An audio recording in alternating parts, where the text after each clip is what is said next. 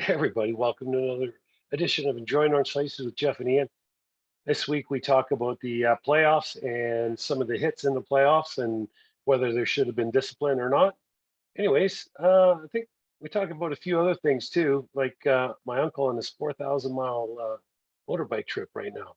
Other than that, not too much. No guests this week, but we will have one back maybe next week or soon thereafter. So enjoy.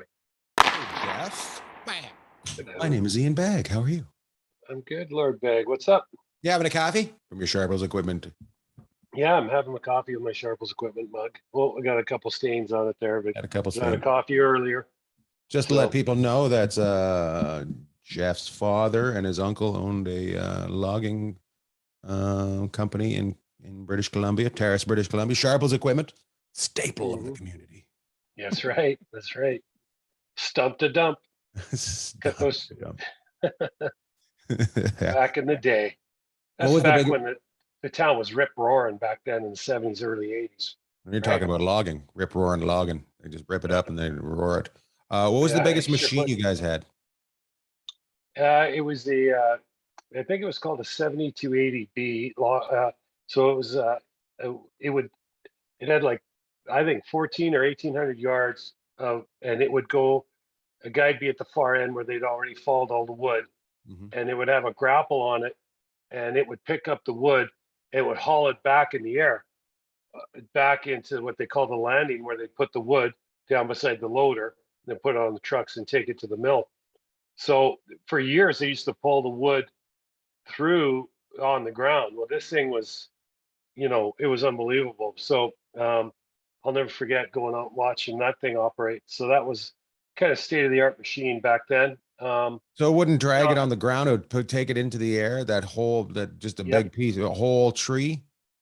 Yeah, like they cut it down, they cut off the limbs, right, the branches, and then they had the wire running through a backhoe, a big old backhoe, up 1,400, 1,200, whatever it was, 1,600 yards, either up the hill or down the hill, and they'd then they just moved the backhoe as they moved across the wood. And then obviously you could have a whole bunch of wood that they'd cut down that this thing could just go crazy. It would pick up wood, and it could, I don't know how many loads an hour it could do when they were going, but turn them into hockey sticks. Yep, turned into hockey sticks, and then all of a sudden they went composite, and there was no more use for logging, at least for hockey sticks. Funny, there's nothing to do with wood anymore. Funny that you say that. Let's talk about sticks. A lot of sticks have been breaking these playoffs. You see one explode the other night and cost a goal. I think that was in the Toronto game, wasn't it? Was that in the Toronto game where the guy's stick exploded and they got by him? And then the other night I was watching and another somebody's stick just right in half. It was composite. Like all I said was I was in the green room of the dress of the comedy club in Brea, California. I said, there goes $500. Oh, I thought you said that in the green room of the Space in Vegas. Oh, that was a week before. That was a good one too. That was a week before, right. Where we were trying to get hockey on the TV and we were struggling to get it on the TV.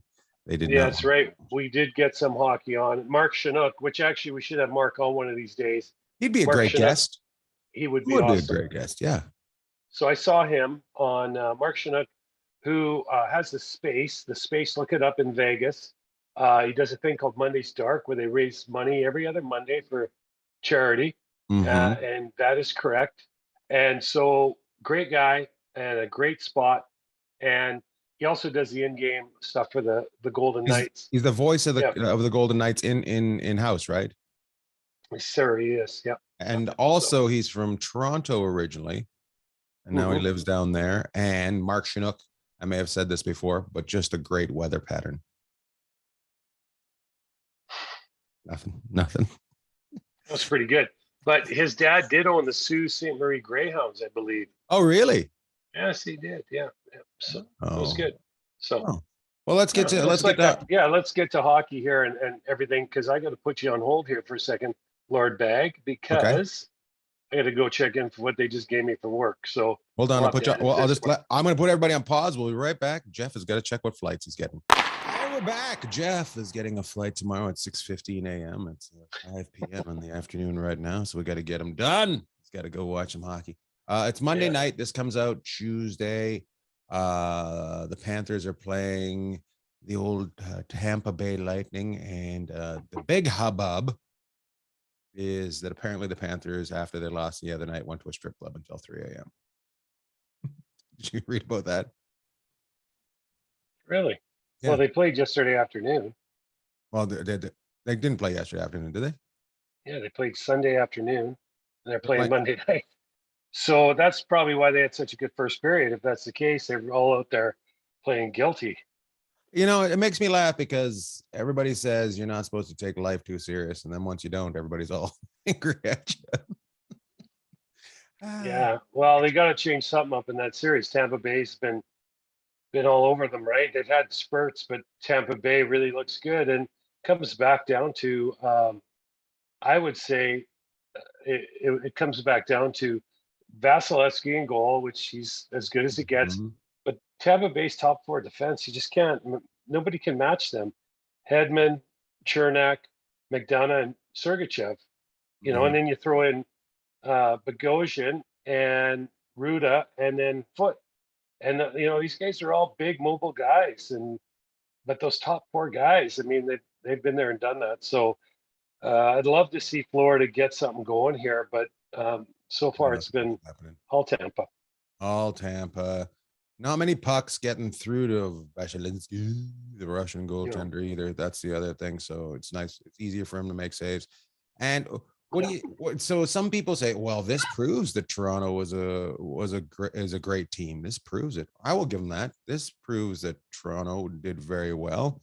But it also proves that they didn't slow them down at all. They were able to go 7 games and then, by the looks of it, wipe out a team in 4 or 5. So, well, I just think that they definitely made Tampa Bay look a little sluggish, a little slower. Couldn't convert, to get, to finally get Game 7. But we said the longer that series went, the more it favored Tampa Bay.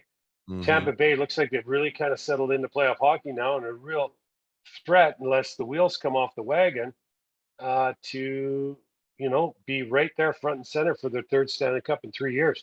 If they keep their health, I mean, look at what they're doing without Braden Point. I mean, arguably their most productive player, defensively and offensively, the last 2 years.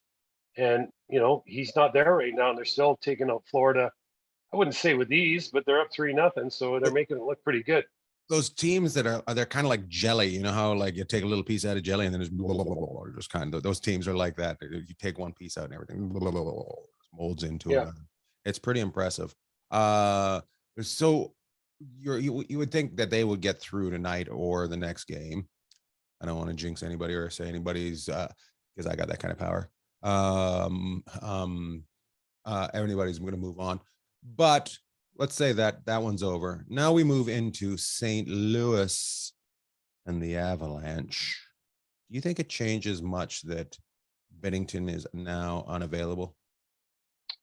Well, I think it changes it a bit. But I think that game, you could say it turned when Bennington got hurt. But I think that game changed when Gerard got hurt, when Barbashev ran him through wanted the to talk glass. about that too. Yeah, I mean, we can talk about it. Have you ever heard of anybody breaking their sternum? I heard one guy years and years ago, and I can tell you, that just doesn't sound very comfortable. Doesn't sound good at all. And you can say what you want about that check. To me, that wasn't a good check. And the St. Louis fan might argue with us on that, but Barbashev is a good player. I like him. He's physical, but he had him in a vulnerable position. Then he did leave his skates to kind of really finish him. So not only did he break his sternum, he could have just absolutely concussed him as well, because his head hit the glass. I'm pretty sure he was concussed. He was all bloodied up in the face, so his head took quite a bit of the brunt. But just you hear about a sternum breaking, and you're like, oh, that's pretty severe injury, right? And that's usually when a car lands on top of you. Yeah, he's going to be. I wouldn't be surprised if he doesn't have some broken ribs in there as well. I mean, it's pretty nasty. But I thought that hit warranted a look at it from the league. they didn't feel that way. So, but that hit definitely, it in the short term, it really gave St. Louis a boost. But as the game went on, Colorado just really took over and made St. Louis look very ordinary. Now, they did They that in did, game didn't they? one as well. Yeah, they made him look very ordinary, but they did that to him in game one as well. And St. Louis came back really strong in game two. So Husso's a really good goalie. I don't think there's really any drop off there other than Bennington plays the puck a little bit better than Husso, but I think Husso gives them just as good a chance to win. Big boy. He's big too. He's like about 6'8", I think, right? That who's so just a big Yeah. goaltender. What did you think of the play where Bennington gets taken out? It's a guy that's usually in that kind of trouble, so people go, "Oh, he did it on purpose." I don't know. Did it look as bad as it did? Did you think? Well, if Because Rosen we're was gonna a have to go. defenseman. We'll also have to go talk about that. It's basically the same play in another Yeah. series as well. So we'll start with this one. Well, Rosen was tangled up with Kadri, and when they ran into Bennington, now I mean Kadri's reputation far precedes him, right? So this isn't a guy that he's been suspended many times for, I guess, what you'd consider egregious acts on the ice. Because then you get Right. I don't know how many games he got last year, 7 or 8. Anyways, Mm. so I think he was going for the puck. Was Colorado a little peeved after what happened? And when Barbashev ran Jordan through the boards, I think 100% they were. But when you're in the playoffs, I mean, these guys are just the playoffs have been Supposed to give unbelievable this year. 110% in the playoffs. He's supposed to give 110%, and that's what 110% is. Yeah, I mean, if he doesn't go, I mean, and don't forget, don't they end up scoring on that play? So was it that play or actually it Play was afterwards? one? Yeah, it was actually I can't. It was O'Connor who got the goal, but I guess what it does is it helps set the tone. Kadri brings that edge that maybe Colorado's been lacking over the last few years, and they got Kadri there that brings it. They got Manson there that can bring it, and they have Landeskog who else brings it. So they got some guys that can be nasty out there if they want to be. And Kadri, I don't think you're going to convince anyone in St. Louis that wasn't on purpose. So, I've seen it a couple times.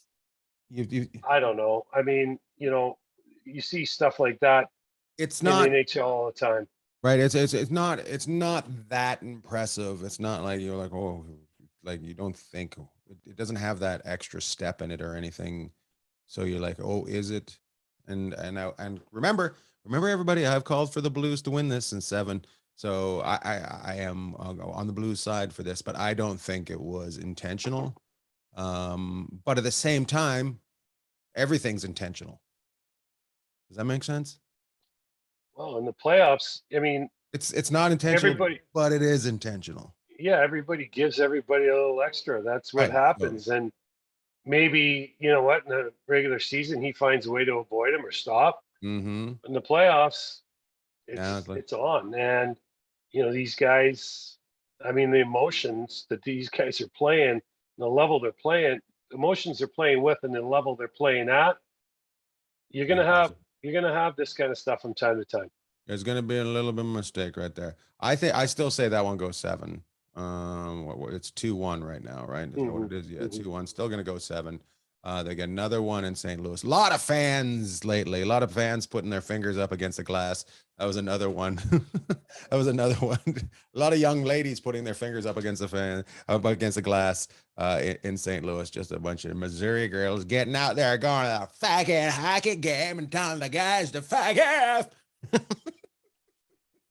I love it. I love the fans getting all into it. I don't like the banging of the glass, but I do enjoy when they put the finger on the glass. It makes me laugh.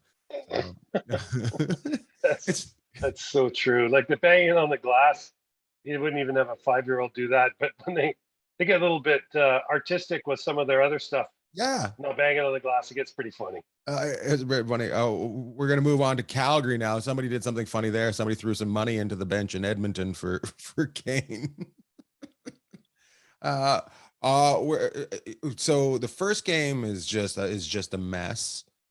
So many shots. Second game, is the other side. It's mess for the other side. And then last night, it's just so many shots. Nobody's stopping. Everything's getting through to these goalies.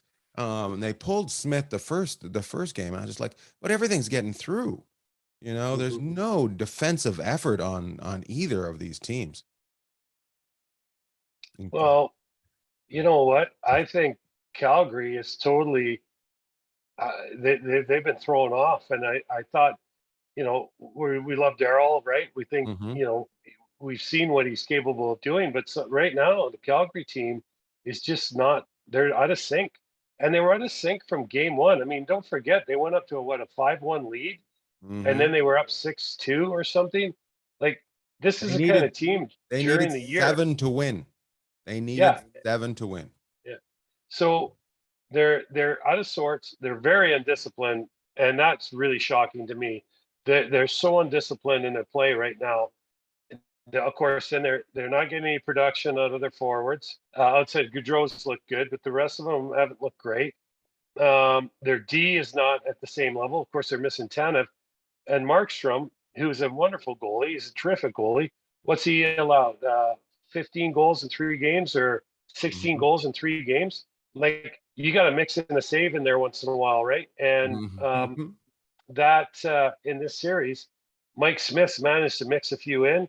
Markstrom's got, to me, for Calgary to get back in this thing, which they're only down 2-1, but for them to get a win at Edmonton, it's got to start with Markstrom and work its way out. And that's just kind of how I feel about it. And a little bit more, obviously, a lot more discipline from Calgary. They're just not like, they're not even close to the team who were during the regular season. And they're all out of sorts. They were kind of like that in the first round too. They weren't really playing either. I don't know if they're fighting with Daryl or what. There's some sort of internal struggle that we're not aware of, and you always find out after the series is over what was going on. But at the same time, if they want to win, which I kind of thought they were going to take Edmonton, but they're not looking like it right now. No, we both liked them at the start of the playoffs, but Dallas Dallas has one line that scores. That's it. Well, Edmonton's, got 2 superstars and 2 lines that can score, and they've got the other guys creating as well. The one thing that Edmonton's giving Calgary all kinds of problems with is pace. We talked about that before. I just thought a team with pace would give Calgary some issues, and right now that's happening. So Calgary's got to lock it back down. They got to find a way to slow up McDavid, which might not be possible the way he's playing. I've never seen anybody perform at this level. Gretzky, Bobby Orr, Lemieux, these guys, when they're in their prime, this is the kind of hockey they were playing, dominating. This guy has just been incredible. And now Draisaitl's decided that he's joining in. And then you got Kane and Hyman who are jumping in on it too. So now you've got, it's starting to bleed throughout the lineup, this feeling of, let's join 97 and go with him on this ride. There's a lot of belief starting to get into that room.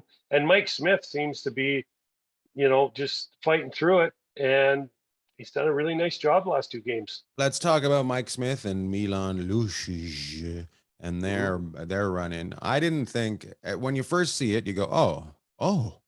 But then when you watch it again, you're like, if these two really wanted to, if Milan was going to run him over, he'd run him over like he did, what's his face in Buffalo that time, Miller.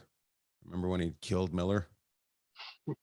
Was he in Anaheim when he did that? There was some sort of he did, LA or Boston, maybe. Yeah, something like that. That. So, but when you look at it, you go, he's kind of slowing up. He's kind of not really pushing. And then they fall on each other, which is never good. And it becomes a big huff. And then Mike Smith gets mad when they send him to protocol. But you're like, if a guy's getting suspended, you should at least be going to protocol to check and see if you're okay. If he's not getting suspended, it's different. But the guy's been given a match penalty and kicked out of the game. You're supposed to be hurt. Well, they had to do something. They couldn't keep Lucic in that game, right? So they went where they needed to go. Right. But I'm just saying, okay. Yeah, right. You couldn't have him, but he could. I mean, here's the thing. Whether you're a Calgary or Edmonton fan and you don't care, and you look at that play, if Lucic wanted to pile drive Smith there, he could have. One thing Lucic did after he kind of hit him, he stayed down on top of him. He didn't get Right. up because he could have killed anybody on the ice, right? So, like, you know what? He stayed down at the bottom of the pile. He could have turned that into just a complete Donnybrook, of which there wasn't anybody that could have held on to him. I mean, the guy's at a next level of toughness, and nobody, they didn't have anybody. I think Cassian was on the ice, but he was tangled up as his door off. So there, you know, Lucic wanted to make a spectacle of it. He could have. He ran into the goalie. No harm, no foul, right? They had to do something to send a message. The refs just can't allow that to happen because Markstrom's going to be getting run over next. So, you know, they got him out of the game and the game settled down. And I thought the refs did a great job of it. If you've noticed in the Calgary Edmonton series, especially I think it was game 1 and 2, they really called a lot of penalties. They're trying to keep the lid on this series. And some people may be like, oh, you're calling too many penalties. But there's so much emotion between the two cities and the two organizations and in the province of Alberta that the refs are doing their darndest to keep a lid on this thing, because if it goes sideways, then it could turn into a complete gong show, which the league, the league doesn't want to see that, right? The league, again, wants to see great hockey, but if they can have it great hockey decided in 2 hours and 15 to 2 hours and 30 minutes, that's what they want. Now, when it goes into overtime, well, that's just the way it goes. But they don't want the game being slowed down because there's all kinds of scrums and you know, shenanigans going on. They wanted to. I'm sure if they could rename it from something other than the Battle of Alberta, the dislike of Alberta, I'm sure they'd love to. They would love to rename it because they don't want it to get all crazy.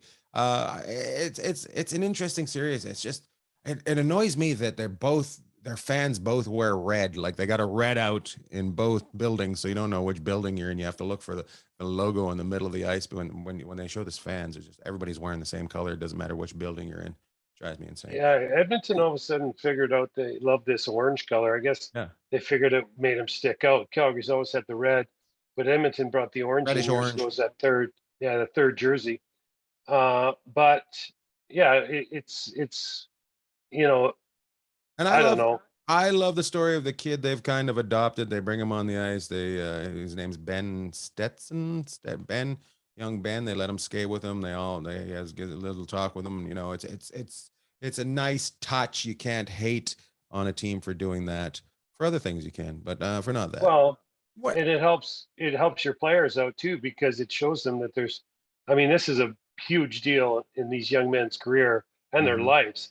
But, you know, when you bring a young fellow out like Ben, it shows that there's another battle and another side of life, and that's life itself that's even more precious. Yeah, that people are fighting every day. And I think it's good for all of us to see that kind of thing. And it's really important for this young guy. He's given them as much energy as I'm sure they're giving him, and helping take their mind off something, which is hockey, and put it on something more important, which is helping your fellow human being, which is, it's great and good for them. I mean, it's not any kind of, they're not doing it for publicity. Yeah, there's publicity with it now, but this started out of the goodness of someone's heart. And I think it's good. And even Tkachuk, who's with Calgary, even he stepped in and said, you know what, it's much bigger than hockey, and good for Edmonton, and Tkachuk's pulling for him too. So that's what's important. But when the puck drops tomorrow night at 7:30 at Rexall Place in Edmonton, Calgary better wake up, and they better wake up in a hurry. Yeah, I enjoy the Tkachuk family being there, and there's a little bit of a mix, like a separation of people think that the Tkachuk brother should not be having fun and cheering for his brother at the games in Calgary. I think it's great. At the end of the day, I think you can cheer for somebody. You cheer for somebody. Cheer for the person that's in the jersey, not necessarily the jersey. You know, don't take the faces off them. So. Well, last thing I read on Brady Tkachuk was he was the toast of Calgary. I mean, so we're always asking for more personality out of these guys. So there you are. Maybe this helps him elevate Ottawa next year into the playoff race and into the playoffs. He's not going to be doing it if they're playing against each other. No, and if he's in the playoffs, he's not going to be doing it. But it's good. I mean, you want to see these guys outside the rink and what kind of people they are, and if he's having a good time and nobody's getting hurt by it, let him be. I mean, this is entertainment in the end, right? This is entertainment. Yeah. And by him getting press for himself, which I'm sure some people are, he's just doing it for himself, but the league benefits too, as long as it's positive. It's not some gong show. And so yeah, and to me, Kachuk's been okay in this series, but he really hasn't been himself the whole playoffs. He got the hat trick the other night, kind of got back in his game. But Matthew, it starts in a lot of different places in Calgary. I think it starts in goal. Markstrom's got to play like he can and make some saves. Their defense has got to stabilize a bit, and then their forwards have to. It has shown you right? They don't have much depth on their defense, do they? The fact that Tanev being out takes out that much it really hurts them. Yeah, you're like, oh, Tanev's a good player, but you don't think of him as an elite player. And by the way that's going on, he seems like he's one of the elites. Well, let's not forget, if you ask people before the series, no, and I don't want you to. That's why I'm bringing it back up. Is if you ask people before the series, they would have given the nod in goal and on defense to Calgary. Yep. Right. But Edmonton has two guys named McDavid and Draisaitl, who are two of the best players in the world, if not the two best. And they've put on a clinic, and they've got Calgary on their heels. And so they got to figure it out. Kind of a little bit, Calgary never had any pushback all year, right? They had this big, tough team. They had everything go their way. And they didn't have to face a lot of adversity. And now they're facing it. I think they have one of the best guys you could have behind the bench to face it in Darryl, because he's been there and done that. But people have to play their roles. And what's happened in Calgary is people have kind of got off and away from what they were doing that made them so successful during the season. And, we can talk about this series on and on, but if you're going to watch it, tune in just to watch 97. Like McDavid, some of the stuff he's been doing is just he's insane. He's a monster. It's so crazy. It's a good for, and it's nice that he's getting that shine. He needed that shine, and it's a good time that he's getting it. Yeah, I'm with you. I'm with you on the adversity for Calgary. That sometimes it takes a couple years because you don't get it, and sadly, sometimes you get it in the playoffs. And that's when you don't need it. You needed it 3 months ago, so you could work it all out then. But let's not forget. Well, it is, and let's not forget, McDavid's been having to drag this anchor around for years and years, and it looks like he's just decided that he's had enough. And I love watching him play. I love when he comes to Vegas. But this he's running guys through the boards. Like, if you want to know, like, this guy, you're like, oh, he's such a fantastic skater. Zadorov tried to run into him the other night, and he bounced off Zadorov, got the puck, and put it in the net. Zadorov's 6'5", 240, and he's a strong man and a strong skater. So now McDavid's showing another part of his game that you never really used to see before, and I think that's probably got Calgary off their rocker a little bit too. Like, wow, these guys have another gear. Same with Draisaitl, and then it kind of looked like somebody showed him a bunch of Mario Lemieux videos and said, play more like this when he's bouncing people around. It's weird. It's crazy, but right? yeah, it's got a little bit of that feel to it. Well, there's two series I've really enjoyed watching. I like watching them all, but obviously watching Calgary and Edmonton is crazy. And to finish on that series, I'll talk about the next one here in a sec. It's good for the league when your superstars are in the playoffs and they're advancing. And if Edmonton stays on this current trajectory, looks like you'll see them in the next round. We're not going to count our, chickens till they're hatched here. But right now, Edmonton's trajectory is set up really better than it's been probably in 15 or 20 years in that organization. So thanks to one guy, and then the rest of them are all buying in and doing their job. So it's good to see. My friend Wayne's in from Australia was staying with us, and we were watching the game the other night. And he wanted to know why Edmonton's accountant was behind the bench.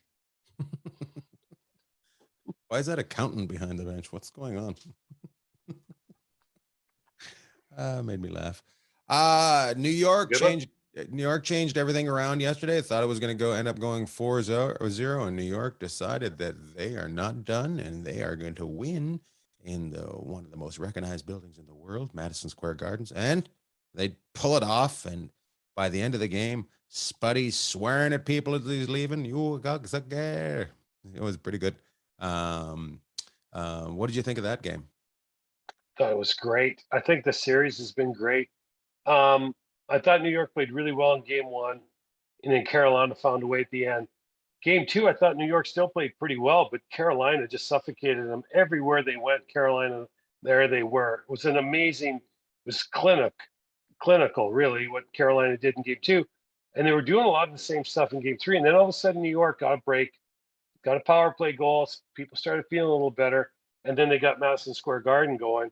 This is a wonderful series, too. I love it. And Shesterkin is playing like Stood you'd on his expect head. Vezina candidate to go. And there's a lot.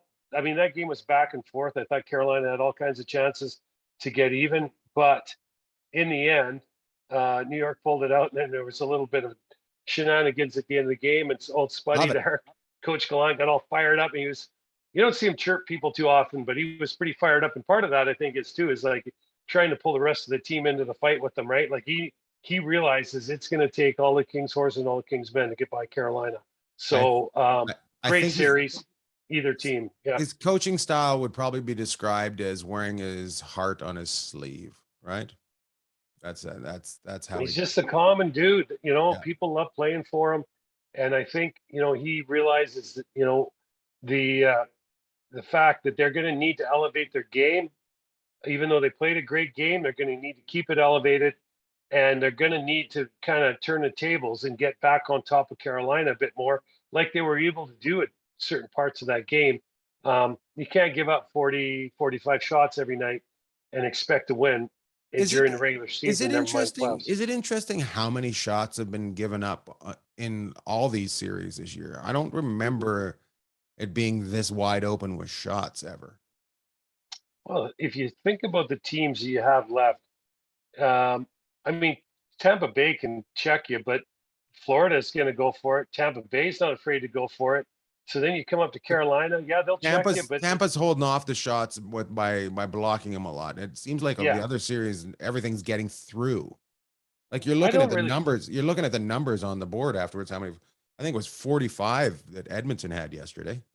Well, Calgary and Edmonton's last shot wins, right? I mean, now Edmonton's just got out in front of them here the last two games, but I don't see any of these teams. I mean, Calgary wants to check, and I think St. Louis wants to check, but they're getting dragged into these different games. And so both of these teams were predicated on their ability to play really well defensively and have good power plays, like have really good special teams.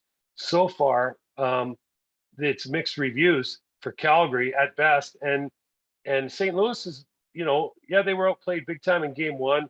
They got game two, they were awesome. In game three, they kind of got out of sorts a little bit again, but both teams are certainly capable of coming back with strong efforts and winning game four. Avalanche Edmonton will be a track meet. If they got together, it'd be crazy. But yeah, the more I watch Tampa, the more I think, I don't know how you're going to beat them if they stay somewhat healthy because of their big four defense and their goalie. Yeah. And the people, they're not weak up front. They just get guys to do the job. They buy in Corey Perry, Colton, Maroon, Nick Paul. These guys have all helped out. Now here's a player I'll just drop doing their jobs. That's all they're doing. They're not doing it fancy. They're just they're getting their work done. They are, and there's two players that come to mind right now that are out. Calgary misses Tanev, as we talked earlier. And I think New York misses Goudreau. If Barclay Goudreau's able to get back in this series against Carolina, I think he really helps. Did such a good job in Tampa the last 2 years. So that's something to look for. If he can come back, that really bolsters the Rangers. Love it. Yep. All right. Now you know the rest of the story. And great time. We had a great show last week. We don't have a guest this week, but we're going to get our guests going. We're learning how to put the guests in. do these interviews. We're learning how to do it. And then me and Jeff will do our show, and then the interviews will get put. I don't know why I'm telling you people. Hey, you got any shout outs, Jeff? Yeah, I actually do. And yeah, we had a guest for today that we're going to get this guest on and hopefully for next week. But this guest had some other stuff come up, so we might be able to get them hooked up for next week. Yeah, I'm going to give a shout out to my uncle Alan. I haven't seen him in probably 15 years, along with his wife Esther and also Brad and Marie, who are riding their motorcycles from British Columbia down through the southern United States. Like, I guess we're not really southern, we're southwest. So they came down through Vegas. They were on the Pacific Coast Highway, came down, came over and saw us. Now they're headed back up through Utah, Montana. I think they're going to grab a piece of Wyoming and go back up to British Columbia. 4,000 miles on motorcycles, and my uncle's 72. So shout out to them. I can't believe they're doing it, but good for them. And they spent the last 3 days here, so it was a lot of fun to see them. I bet you that was a great time. That was awesome. Yeah, I bet you that was a great time. And 4,000 miles on a motorbike at 72. So that means you stop every 3 hours to pee. So maybe every 30 minutes. Well, here's the thing that they do. They said they don't ride more than 4 hours a day. They planned it all out for months in advance. And I told them our accommodation was very affordable here. I would, check our Yelp reviews. They're very positive. Funny. So it was good to see them. We had a lot of fun. Of course, we chirped each other, my uncle and I, the whole time. So it was awesome. Okay. Well, we had a guest too. We had Wayne Deacon, who is from Australia, staying with us. He's been staying with Anthony LaPaglia, who's an actor, and his place is much nicer than us. But he came and worked with me this weekend, and I wasn't impressed when he told me. He's like, "Oh, he's a big famous actor," and I'm like, "Never heard of him. Don't care." And then last night I found out Anthony was in the movie "So I Married an Axe Murderer." And now, so he's been in a bunch of movies, but he worked with Mike Myers. Oh, I want to meet him. Yeah, exactly. So big shout out to Wayne, not know anything about hockey. Anthony for Mr. Anthony from So I Married an Axe Murderer. Big shout out to them. Big shout out to me because I'm going to be in Ontario this weekend. That's Ontario, California at the Ontario Improv. If you want to get tickets, go on to ianbag.com. If you don't want to get tickets, don't go on to ianbag.com. How about if you wanted to work on your stick handling? Oh, yeah. We have this little thing that you can buy. It's called Super Deeker. We don't have it. Super Deeker's a company, but we shout them out every week. And it's for stick handling. It's a training system for stick handling. It's got magnets inside. It's got little lights on it. It's about 6x8. If you use the code SLICES, you will get a discount, and it'll be a fantastic. What you do is see, I'm the before and Jeff is the after. I'm a donkey, and then you got that thoroughbred over there. And how do you get there? You use Super Deeker. That's what you do. Super Deeker will help out your stick handling, but not your talking. Superdeeker.com. That's right. Very good. Thank you. Love talk. My buddy watched us the other day and he said, okay, you can't just. He goes, Jeff is very serious. And then he just laughs. Yeah. Well, I tried to throw love to all in there and end you, but yeah, I guess I do look kind of serious, but love all. I'm just trying to pretend like I'm concentrating on what you're saying. So you don't even listen. I'm trying to be like Ian Hanamansing on the other end for you. And anybody, we've talked about him before. We should try and get him on as a guest because he looks exactly the same as he did when we were like 12 years old. You try to be Ian Hanamansing, but you turn into John McKeechee. That's true. Oh, the dog's like, oh, that's BS. So, good call. Yeah. All right. Loved all. Well, everybody, that wraps up another edition of Enjoying Orange Slices with Jeff and Ian. Thanks so much for joining us this week. You can rate, like, and review. You can also use Super Deeker. It'll make you a much better player. And thanks for joining us this week. Love talk.